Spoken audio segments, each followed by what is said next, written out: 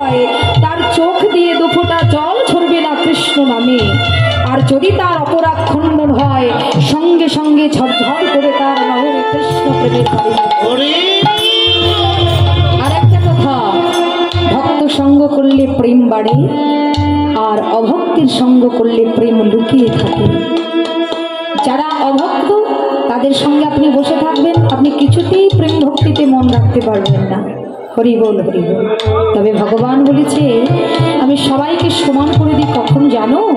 যখন আমার গুণানি কীর্তন হয়, যেখানে আমার ভাগবতীয় কথা হয়, যেখানে আমার গীতার অমৃতবাণী তোমরা শ্রবণ করো, সেখানে আমি সর্বদাই বিরাজমানিত।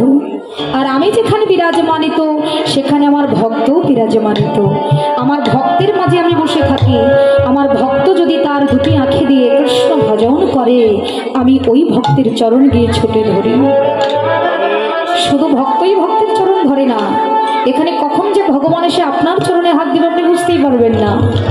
আপনি কি ভাবছেন আমার পাশে যে ব্যক্তি বসে আছে বয়সে কম, ছোট, এর চরণে হাত দেওয়া যাবে না? পাকা বিম্ব ফল দেখলে বোঝা যায় না, বোঝা যায়? হরি বল হরি বল। বেলের গায়ে রং দেখলে কি বোঝা যায় বাবা? ছোট ছোট বেল যেগুলো থাকে, রং দেখলে বোঝা যায়, ভেতরে না ভাঙলে বোঝা যায় না ভেতরে কত মধুর হয়ে আছে।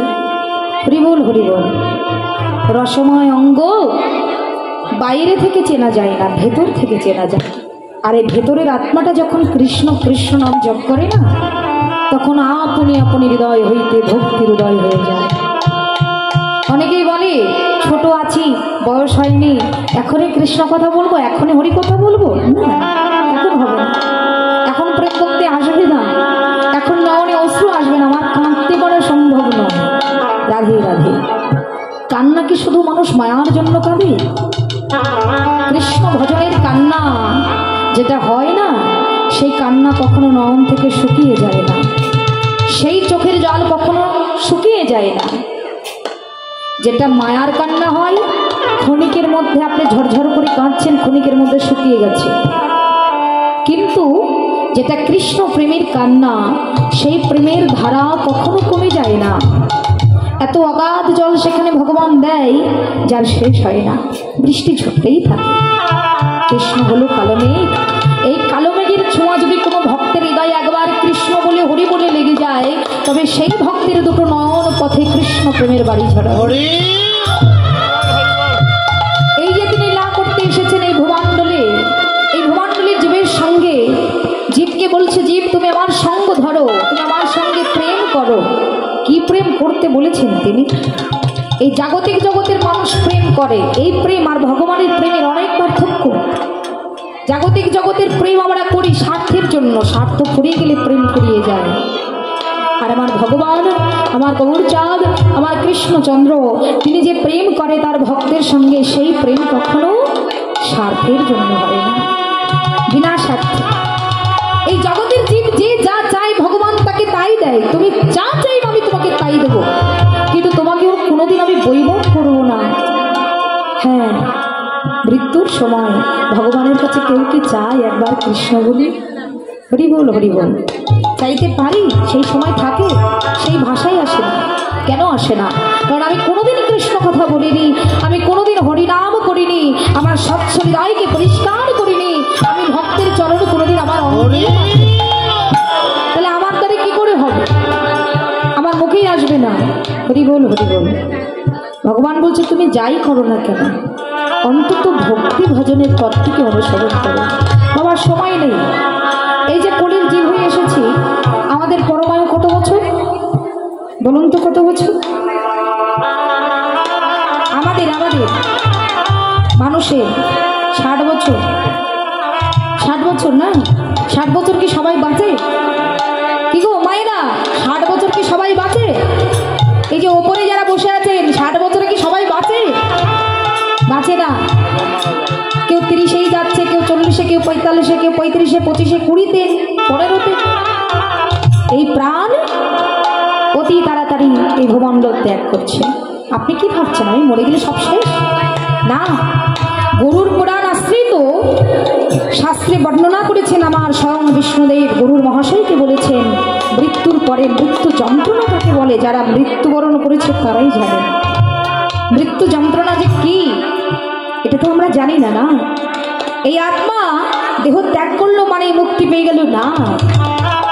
এই আত্মা দেহ ত্যাগ করে মুক্তি পেতে পারে যদি সে হরি হরি নাম জপ করে। তবে তা মৃত্যুর সময় কজনের মুখে আসে হরি কথা, কজনের মুখে আসে কৃষ্ণ নাম? সবার মুখে কি আসে? সবার মুখে আসে না।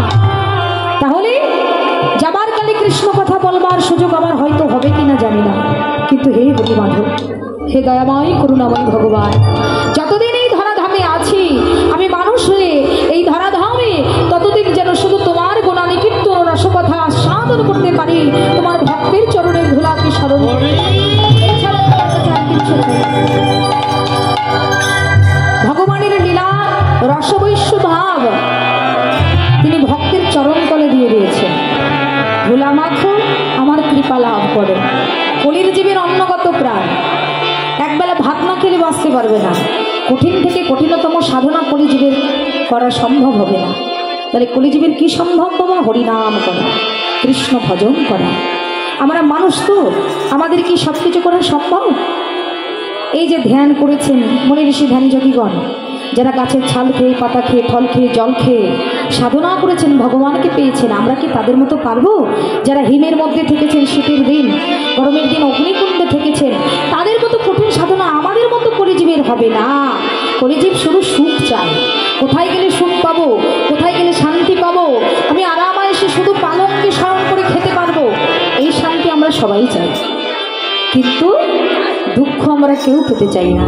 তাই কলিজীবের প্রতি লক্ষ্য করে ভগবান বলেছে, তুমি এত কিছু করতে পারবে না বিধায় আমি তোমার জন্য সামান্য করে দিয়েছি।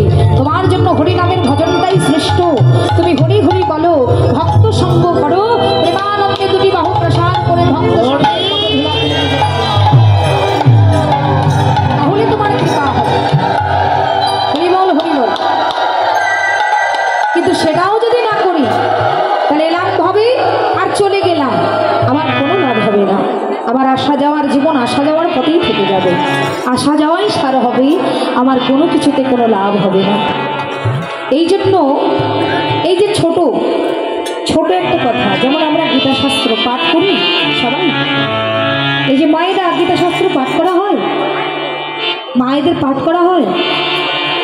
আচ্ছা বলুন তো মা, গীতাশাস্ত্রে কতগুলো অধ্যায়? গীতা শাস্ত্রের অধ্যায় কতগুলো? হ্যাঁ হ্যাঁ 18। হ্যাঁ হ্যাঁ, বুঝতে পারেননি? 18 অধ্যায়। প্রথম অধ্যায় কি? আর শেষের অধ্যায় অষ্টাদশ অধ্যায় মোক্ষ যোগ, বিষাদ যোগ আর মোক্ষ যোগ। শুরুটা কিন্তু বিষাদ যোগ দিয়ে, শিক্ষা দিতে দিতে বোঝাতে বোঝাতে বোঝাতে বোঝাতে বোঝার শেষ হয়ে গেল, বয়স বেড়ে গেল, চর্মচক্ষু দৃষ্টি শক্তি কমে গেল, শোনার শক্তি কমে গেল, বলবার বাক শক্তি কমে গেল, তবু মোক্ষের বাঞ্ছা আমার হলো না। মোক্ষের বাঞ্ছা তখনই পূর্ণ হয় যদি কোনো ভক্ত ভগবৎ চরণকে সাধনা করে, ভগবৎ চরণ পেতে চায়। সত্যি করে বলুন তো মা, আপনারা কোথায় যেতে চান? স্বর্গে যেতে চান? যারা যারা স্বর্গে যেতে চান তারা একটু হাত তুলবেন তো। যারা স্বর্গে যেতে চান, কারা স্বর্গে যেতে চান হাত তুলবেন। বাবারা যেতে চান না? বাহ, স্বর্গে যেতে চান, বাহ, ভীষণ ভালো কথা। স্বর্গে যেতে চান, রাধে রাধে। স্বর্গের সুখ কি আপনারা এখানে পান না? নিজের বাড়িতে পান না? নিজের ঘরে ভালো মন্দ সব কিছু নিয়ে স্বর্গের সুখ অনুভব করি আমরা। তাহলে আমার নতুন করে স্বর্গ সুখ পাওয়ার কি আছে? হ্যাঁ, এই যে কীর্তনাঙ্গে, বর্তমান কীর্তনাঙ্গটা এমন হয়ে গেছে, শুধু গান শোনো গান শোনো আর নৃত্য দেখো। কীর্তনাঙ্গের স্বভাবটাই এমন হয়ে গেছে। কীর্তনাঙ্গে আলাদা করে নৃত্য শিখতে হয় না। কীর্তনাঙ্গের একটা এমনিতেই অঙ্গভঙ্গিমা আছে, যেটার ভাব থেকে কীর্তন করতে হয়। আমরা তো সেটা করতে পারি না। কেন? আপনারা সেটা পছন্দ করেন না। আপনারা সবাই চান কীর্তনে একটু নিচে গিয়ে কীর্তন করুক, এটা ভালো হয়, তাই না? তাহলে স্বর্গের অপ্সরা এই কীর্তনের আসরেই নৃত্য করছে, তাই না? স্বর্গের অপ্সরা হয়ে আমরা নৃত্য করছি। আবার দেখা যায় স্বর্গের সুখ আমরা এখানেই ভোগ করছি। যদি ভালো কোনো নৃত্য শিল্পীকে নিয়ে আসি তাহলে তার নৃত্য দেখতে পাবো না। স্বর্গের অপ্সরা নৃত্য করছে আমরা দেখছি। তাহলে স্বর্গ সুখ বাইরে নেই, আমার সামনেই আছে। এই স্বর্গ সুখের প্রয়োজন নেই। শাস্ত্র বলছে, গীতায় বর্ণনা করছে, ভগবান শ্রীকৃষ্ণ অর্জুনকে বলেছেন, সখা এই জগতে যদি কেউ স্বর্গ সুখ অনুভব করতে চায় সেই পূর্ব থেকেই তা পেয়ে যায়, আমি তাকে তা দিয়েই দিই। আবার যদি নতুন করে তার স্বর্গের বাঞ্ছা হয়, সে স্বর্গে যাবে, আবার পুনরাবৃত্তি এই ধরাধামে আসুর জনিতে যাবে। স্বর্গে গেলে আবার ফিরে আসতে হবে। আসুরি জনিতে বারবার জন্ম নেব, কর্ম করব, সব সময় তো আর ভালো কর্ম হবে না। এই জীবনে আমরা কখন ভালো কর্ম করি? যখন আমাদের দেওয়ালে পিঠ ঠেকে যায়, তখন আমাদের জীবনে ভালো কর্ম আসে। হরি বল বাবা। যখন আমাদের অর্থ থাকে, প্রতিপত্তি থাকে, এত সহজে কৃষ্ণ ভজন আসে না। তুলসীর মালাটা পর্যন্ত আমাদের গলায় ওঠে না। কেন এইসব এখন করবো? যখন মরে যাব তখন তো দেবেই। হরি বল, হরি বল। আমার মনে হয় না এখন আর এমন ভাবনা কারোর আছে, কারণ যত দিন যাচ্ছে ততটাই যুগের পরিবর্তন হয়ে যাচ্ছে। কৃষ্ণ ভজন যে কি, কৃষ্ণ সঙ্গ যে কি, যারা মন দিয়ে ভক্তি দিয়ে সঙ্গ করে তারাই বুঝতে পারে, সবাই বোঝে না। কৃষ্ণ ভজন এমন একটা বস্তু বাবা, এর কোনো বয়স লাগে না।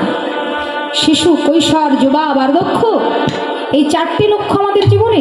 শিশুকাল তো হাসতে খেলতেই কেটে যায়, কৈশোরকাল তো ধুলোবালিতেই কেটে যায়, যুবকাল তো রং তামসায় কেটে যায়, আর বার্ধক্য দুঃখ জ্বালা যন্ত্রণা সইতে সইতেই কেটে যায়। আমি হরিনাম করব কখন? এই জগতে বার্ধক্যটা সবার প্রথম আসে না, সবার কি আসে? হরি বল, হরি বল। তবে যদি কেউ 30 বছরে মারা যায়, তাকে মনে রাখতে হবে আমার ভগবত ভক্তিটা সর্বাগ্রে অর্জন করতে হবে, যেমনটা ভাগবত বর্ণনাকারী মুনি সুখদেব করেছিলেন। 30 বছরে তিনি প্রাণ ত্যাগ করেছেন। কেন? 16 বছর মাতৃগর্ভে ছিলেন, আর বাকি 14 বছর তিনি কৃষ্ণ ভজন করে কাটিয়েছেন। এমন ভাগ্য কি জগতে সবার আছে? আমরা তো 20 বছর ঘুমিয়েই কাটিয়ে দিই। বাদ বাকি 30 বছরের মধ্যে 20 বছর ঘুমিয়ে চলে গেল, আর 10 বছর সংসার করতেই চলে গেল। আমার হরিনাম করা কোনোদিন হলো না, আমার কৃষ্ণ ভজন করা কোনোদিন হলো না। এই আসরি সংসারে বারবার আসছি, বারবার চলে যাচ্ছি। কোন দিন কৃষ্ণ কথা বলবো, কোন দিন হরি কথা বলবো? সময় নেই আমার। আজ তো সন্তান বলি, বাবা আমার স্কলারশিপ হয়েছে, আমাকে অমুক জায়গায় যেতে হবে, আমার জন্য অর্থ দাও। আজ তো এই সন্তান এসে বলছে, মা আমার ভালো রান্না হয়নি, আমায় রান্না করে দাও। সংসারের চিন্তা করতে করতে, সংসারের ভাবনা করতে করতে আমরা যে কবে বার্ধক্যের পথ অন্বেষণ করে ফেলি আমরা নিজেই বুঝতে পারি না। এই সংসার আমাদেরকে কোনোদিন ছাড়বে না। যদি আমরা কোনোদিন এই সংসারকে না ছাড়ি, এই সংসার কোনোদিন আমাদেরকে ছাড়বে না। গৌরহরি বললেন, ভক্ত সংসারের মধ্যেই থাকো, অন্তত একবার আমাকে ধরো। একবার যদি তুমি আমাকে ধরতে পারো, আর একবার যদি তুমি আমাকে স্পর্শ করতে পারো, তুমি যদি আমাকে ধরতে নাও চাও, তাহলে আমি নিজেই ছুটে যাব তোমাকে ধরার জন্য। যদি কোনোদিন আমার গৌরহরি কাউরে ধরে রাখে, তার পড়ে যাবার ভয় থাকে না। আমার নিত্যানন্দ প্রভু, অদ্বৈত প্রভু, গদাধর পণ্ডিত, শ্রীবাস পণ্ডিত সর্বদাই গৌর চরণ ধরে ধরে বলে, হে গৌরাঙ্গ।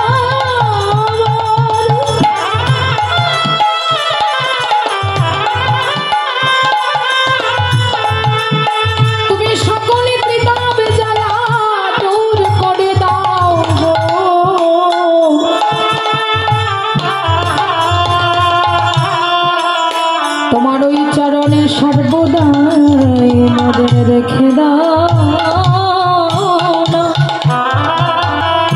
একবারে যদি এমন মধুর প্রেমময় ভক্তির সঙ্গ হারিয়ে যায়, আর যে কখনো পাবো না তোমার মধুর সঙ্গ, তোমার কাছে এই নিবেদন করি গো প্রাণ গো,